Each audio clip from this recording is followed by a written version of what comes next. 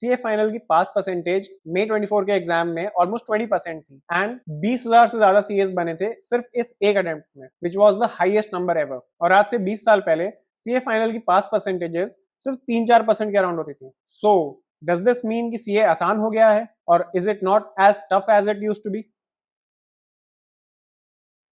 Let's look at the changes जो पिछले कुछ सालों में हुए हैं। सीए कोर्स एक ट्रैप की तरह होता था बिकॉज एंट्री आसान थी और एग्जिट मुश्किल, बट वो डिफरेंस अब कम होने लगा है because entry, that is CA foundation, has become a little more tough. So कई सारे लोग जो पहले सीए इंटर या सीए फाइनल में अटक जाते थे, वो अब फाउंडेशन लेवल पे ही रुक जाते हैं and they can end up doing some other course जो उनकी कैपेबिलिटीज के लिए ज्यादा सूटेड हो। सेकंड, अभी रीसेंट कोर्स चेंज में दो बड़े और बहुत ही चैलेंजिंग सब्जेक्ट्स, लॉ और cost management, self evaluation mode में चले गए हैं, जहाँ पे वो 100% एमसीक्यू बेसिस पे होते हैं। सो सीएफआईएल के सब्जेक्ट्स 8 से खाली 6 रह गए हैं एंड कुछ सालों पहले इसका को रिमूव कर दिया गया था, जो कि बहुत सारे लोगों को लड़काता था। थर्ड, आर्टिकलशिप अब सिर्फ 2 साल की होती है, वेराज पहले वो 3 साल की होती थी और एक टाइम पे तो 3.5 साल की भी करती थी। फोर्थ, यहाँ पे चेकिंग अब कंप्यूटर बेस्ड हो गई है एंड बहुत ज्यादा एफिशिएंट हो गई है। तो पहले मार्क्स किस तरीके से मिलते थे उस पर बहुत एम्बिग्विटी थी एंड पेपर चेकिंग में एरर्स भी हुए हैं पास्ट में काफी, बट अब वो चीजें बहुत बेटर हो गई हैं।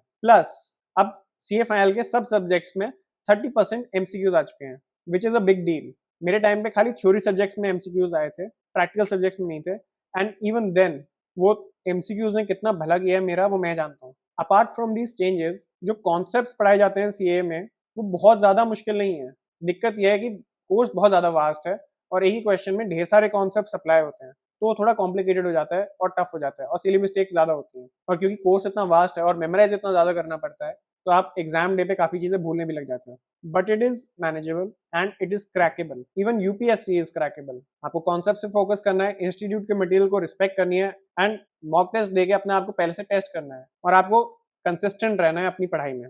एवरेज स्टूडेंट भी सीए बन जाते हैं और टॉपर्स भी फेल हो जाते हैं। मैं खुद टॉपर था और मैं सीए इंटर में फेल हुआ था, और कई कई लोगों को जानता हूँ जो पढ़ाई में बहुत अच्छे होने के बावजूद भी सीए क्लियर नहीं कर पाए या बीच में छोड़ के चले गए फॉर सम रीजन। और मैं ऐसे लोगों को भी जानता हूँ जो एवरेज या बिलो एवरेज थे स्कूल में, बट क्योंकि वो कमिटेड रहे तो सीए बन गए। मेरा ऑफिस में एक फ्रेंड, मैं उसका नाम नहीं लूंगा, वो मैथ्स में अपने स्कूल में प्री बोर्ड में फेल हुआ था और उसके रीटेस्ट में भी फेल हुआ था and he cleared CA inter in just 1 attempt, और वो 23-24 साल की उम्र में सीए भी बन गया।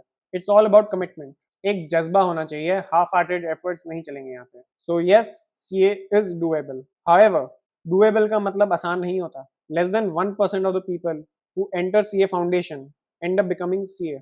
रिमेंबर, सीए फाइनल की पास परसेंटेजेस ऊपर गई हैं, लेकिन सीए फाउंडेशन की पास परसेंटेजेस कम हो गई हैं। So overall difficulty CA course की कोई बहुत कम नहीं हुई है। It is still very tough and CA is not for everyone. Here are 8 things that you should know before joining CA so that you can avoid getting trapped in the vicious circle of failing attempt after attempt. Click here to watch it and share this video with your friends if you found this helpful. And don't forget to hit like and subscribe. Thanks for watching and I'll see you in the next video.